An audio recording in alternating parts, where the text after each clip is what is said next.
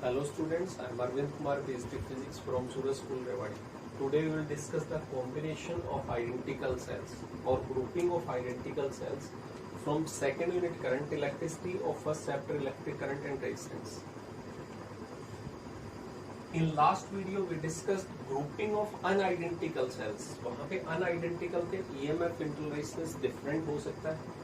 यहाँ पे आइडेंटिकल है, दैट मीन्स ईएमएफ सभी सेल का, या हम ये कहें कि एक सेल हम नीको कंपनी का लेके आए तो सभी सेम नीको कंपनी के हैं, सेम ईएमएफ के हैं, तो इंटरनल रेजिस्टेंस भी वहां पे हमें सेम कंसिडर करना पड़ता है. तो इसका मतलब यहाँ पे सीरीज कॉम्बिनेशन कर रहे हैं आइडेंटिकल सेल्स का. तो यहाँ पे फर्स्ट आइडेंटिकल सेल्स मैंने कनेक्ट की इन राइट कनेक्शंस. ये इसका इंटरनल रेजिस्टेंस था आर, ईएमएफ ई, इस पॉइंट से थे ए, ये बी पॉइंट है, यहाँ पे एक दूसरा सेल कनेक्टेड है, उसका इंटरनल रेजिस्टेंस है आर, इसका ठीक है. यहाँ पे से बहुत से कनेक्टेड है, सीरीज में कनेक्टेड है, ईएमएफ ई आइडेंटिकल है. ऐसे हमने n number of cells connect कर रहे हैं. कितने हैं? n number of cells series में, सभी राइट में.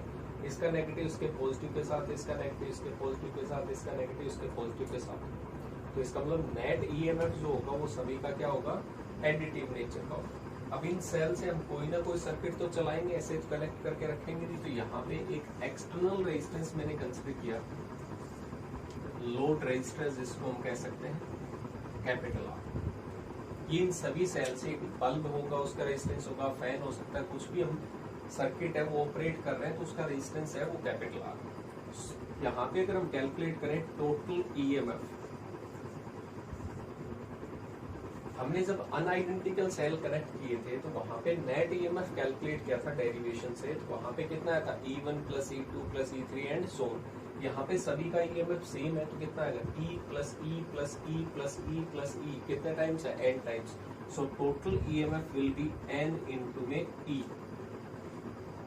रेजिस्टेंस की बात करें तो यहाँ पे internal resistance of cell,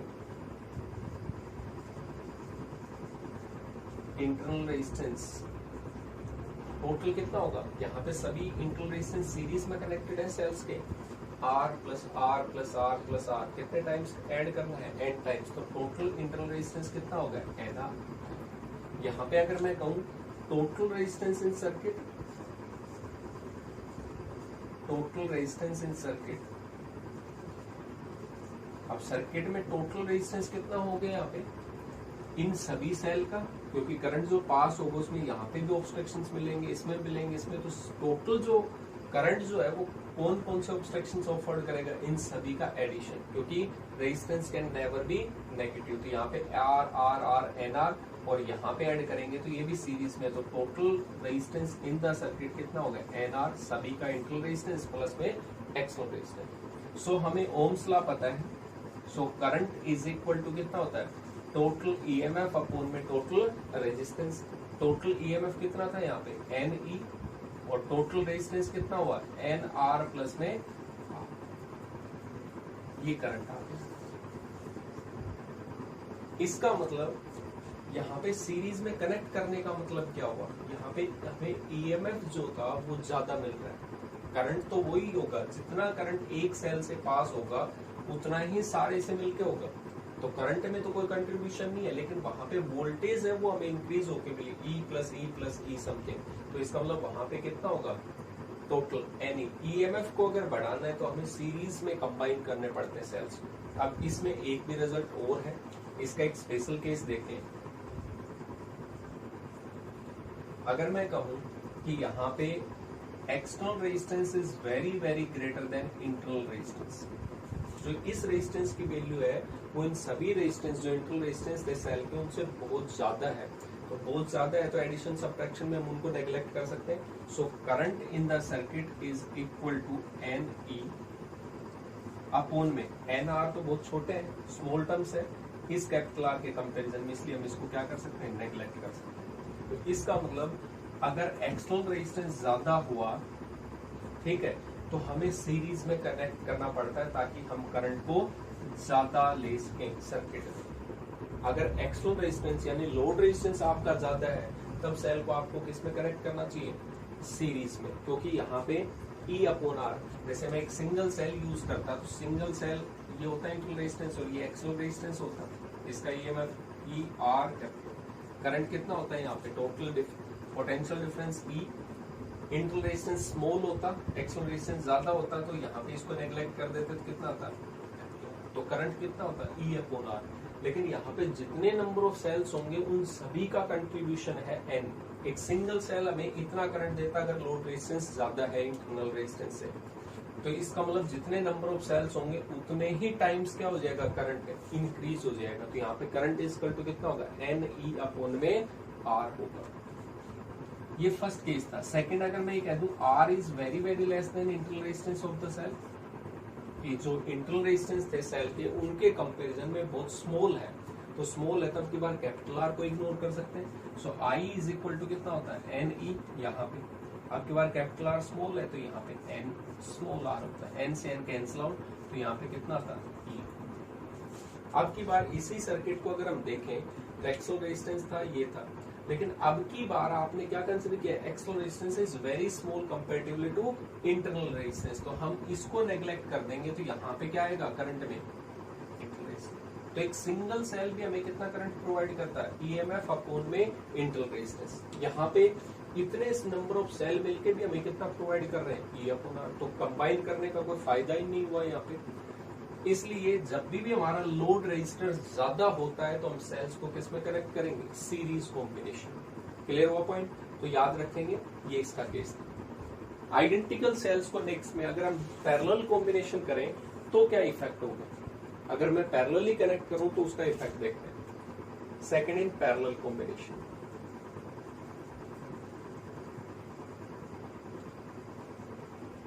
parallel combination, तो पैरेलल में कर रहे हैं, ये एक सेल है आइडेंटिकल है, ईएमएफ और इंटरनल रेजिस्टेंस, ये सेकंड सेल है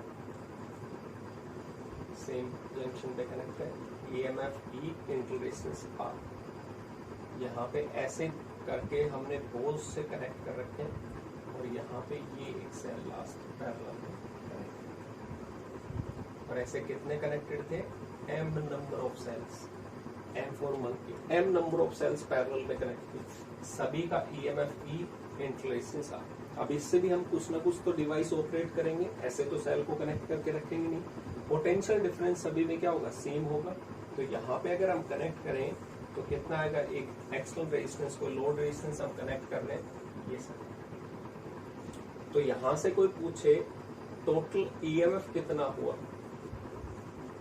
जब ये आइडेंटिकल होंगे तो पोटेंशियल डिफरेंस भी सेम होगा, इसका भी इसका ही सभी का ई है, तो किसी पाथ से जाओ इस पॉइंट से इस पॉइंट तक सभी का क्या रहेगा, सेम। तो नेट ईएमएफ जो मिलेगा हमें वो कितना मिलेगा, ई के बराबर, net EMF is equal to E. Internal resistance की बात करें, टोटल इंटरनल रेजिस्टेंस, सेल का इंटरनल रेजिस्टेंस कैलकुलेट कर रहे हैं, इसका आर है, ये आर है, ये आर हमने पैरेलल में जब कंबाइन किया था तो वहां पे पैरेलल कॉम्बिनेशन की तरह रेजिस्टेंस आया था। तो यहाँ पे सारे इक्वल हैं, इक्वल के लिए एक शॉर्ट ट्रिक बताई थी, सिंगल वैल्यू कितने नंबर ऑफ रेजिस्टेंस कनेक्टेड है पैरेलल में उससे डिवाइड कर देंगे, तो सभी की वैल्यू कितनी थी, आर थी, स्मॉल आर। कितने कनेक्टेड है पैरेलल में, small, divide by small. Clear हुआ यहाँ पे, तो ये टोटल इंटरनल रेजिस्टेंस था। लेकिन मुझे तो टोटल रेजिस्टेंस देखना है इस सर्किट में, तो यहाँ पे so total resistance in circuit, total resistance in circuit, तो सर्किट में तो इन सभी सेल का रेजिस्टेंस प्लस में इसका जो एक्सटर्नल रेजिस्टेंस था वो कैपिटल आर, तो कितना हो गया टोटल रेजिस्टेंस, आर अपॉन में एम तो था ही, प्लस में कैपिटल आर और आ गया। इसको हम थोड़ा सा सोल्व कर लेते हैं, तो एम कैपिटल आर एलसीएम लेते हैं, प्लस में स्मॉल आर अपॉन में M, that will be the total resistance in the circuit. अब आपको टोटल रेजिस्टेंस पता है इस सर्किट में, ईएमएफ आपको पता है, तो करंट कैलकुलेट कर सकते हैं। सो करंट कितना होगा, वोल्टेज अपॉन में रेजिस्टेंस, ओम्स लॉ के अकॉर्डिंग।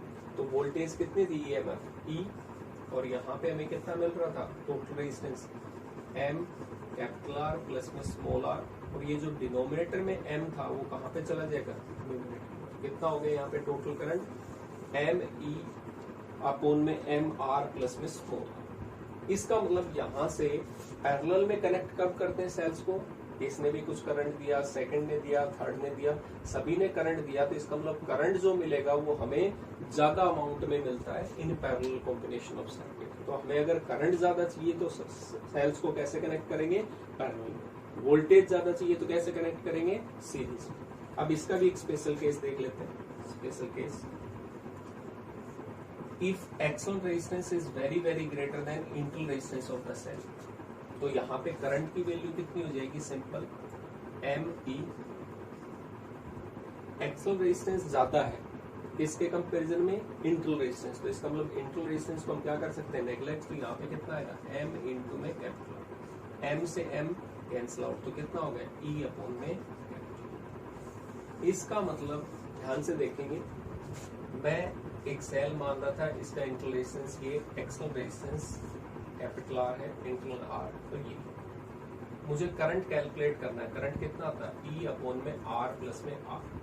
लेकिन आपने क्या कहा इस केस में कि एक्सटर्नल रेजिस्टेंस बहुत ज्यादा है, तो बहुत ज्यादा है तो इंटरनल रेजिस्टेंस को हम क्या कर सकते हैं, नेग्लेक्ट कर सकते हैं। तो एक सिंगल जो सेल होता है वो कितना करंट सप्लाई करता, ई अपॉन में आर। यहाँ पे तो हमने इतने नंबर ऑफ सेल्स कनेक्ट किए तब भी करंट कितना आ रहा है, सेम। तो इसका मतलब अगर हमारा एक्सटर्नल रेजिस्टेंस बहुत ज्यादा हो तो हमें सेल्स को पैरेलल में कनेक्ट नहीं करना चाहिए। किस में कनेक्ट करना चाहिए, सीरीज में। यहाँ पे एक्सटर्नल रेजिस्टेंस बहुत ज्यादा था तो करंट इंक्रीज हुआ था n टाइम्स बाय ये सिंगल सेल, और यहाँ पे क्या हो रहा है, सिंगल सेल जितना प्रोवाइड कर रहा है वही सेम केस। ये फर्स्ट केस था। Second case, R is very very less than internal resistance, तो यहाँ पे हम कनेक्ट करेंगे तो कितना होगा, एम ई। आपकी बार एक्सटर्नल रेजिस्टेंस कम है तो इसका मतलब इसको इग्नोर कर देंगे तो कितना आएगा, आपकी बार यहाँ पे देखें तो करंट होता आर प्लस आर। लेकिन अब आप क्या मान रहे हो इस केस में, एक्सटर्नल रेजिस्टेंस स्मॉल है तो एक्सटर्नल रेजिस्टेंस को नेग्लेक्ट करेंगे तो कितना आएगा, ई अपॉन में आर। लेकिन यहाँ पे कितना आ रहा है, एम ई अपॉन में आर। जितने नंबर ऑफ सेल्स आपने पैरेलल में कनेक्ट किए हैं उतने टाइम्स करंट इंक्रीज हो गया बाय ये सिंगल सेल। तो इसका मतलब अगर एक्सटर्नल रेजिस्टेंस कम है इंटरनल रेजिस्टेंस ऑफ सेल से, तो सेल्स को आप कैसे कनेक्ट करेंगे, पैरेलल में। और अगर एक्सटर्नल रेजिस्टेंस ज्यादा है तो सेल्स को कैसे कनेक्ट करेंगे, सीरीज में करेंगे। तो ये चीज ध्यान रखनी है आपको। ये इसके स्पेशल केस थे। एक लास्ट स्टेज और आती है कॉम्बिनेशन ऑफ आइडेंटिकल सेल्स में, जिसको हम बोलते हैं मिक्स्ड ग्रुपिंग ऑफ सेल्स, जिसमें हम सीरीज और पैरेलल दोनों में कनेक्ट करते हैं सेल्स को। उसमें हमें क्या मिलेगा, सीरीज में मिल रहा था तो वोल्टेज पोटेंशियल डिफरेंस ज्यादा होता है, पैरेलल में करते हैं तो हमें करंट ज्यादा मिलता है, और मिक्स में करेंगे सीरीज और पैरेलल में तो करंट भी ज्यादा मिलेगा और वोल्टेज भी ज्यादा मिलेगी। इसका मतलब क्या हुआ, सिंपल सा, वोल्टेज और करंट क्या होता है, पावर। तो इसका मतलब मिक्स ग्रुपिंग में आपको पावर ज्यादा मिलती है, इसलिए पावर ज्यादा चाहिए तो मिक्स ग्रुपिंग करते हैं। वोल्टेज ज्यादा चाहिए सीरीज, करंट ज्यादा चाहिए पैरेलल। क्लियर हुआ। तो यहाँ पे कॉम्बिनेशन देखते हैं। Next third stage, mixed grouping of cell.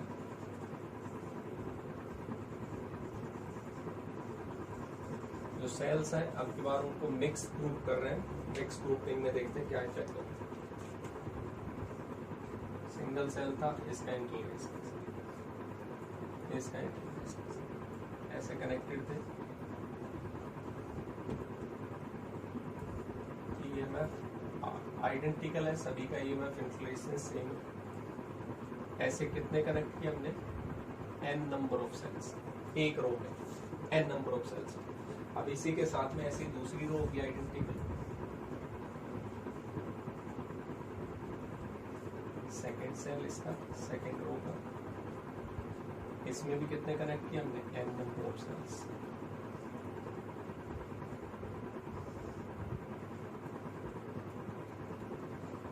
ठीक है। ऐसे ही हम मल्टीपल रोज को कनेक्ट करें तो यहाँ पे कनेक्ट करते हैं।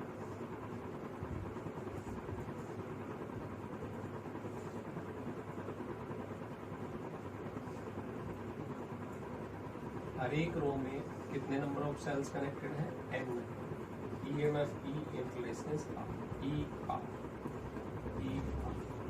और ऐसे कितनी नंबर ऑफ रोज कनेक्टेड है, m नंबर ऑफ रोज।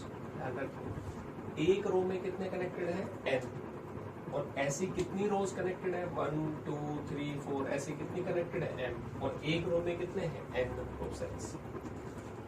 यहाँ पे इसको भी हम कोई ना कोई एक्सल रेजिस्टेंस के साथ कनेक्ट करेंगे, ये हमारे पास में एक्सल रेजिस्टेंस, ठीक है।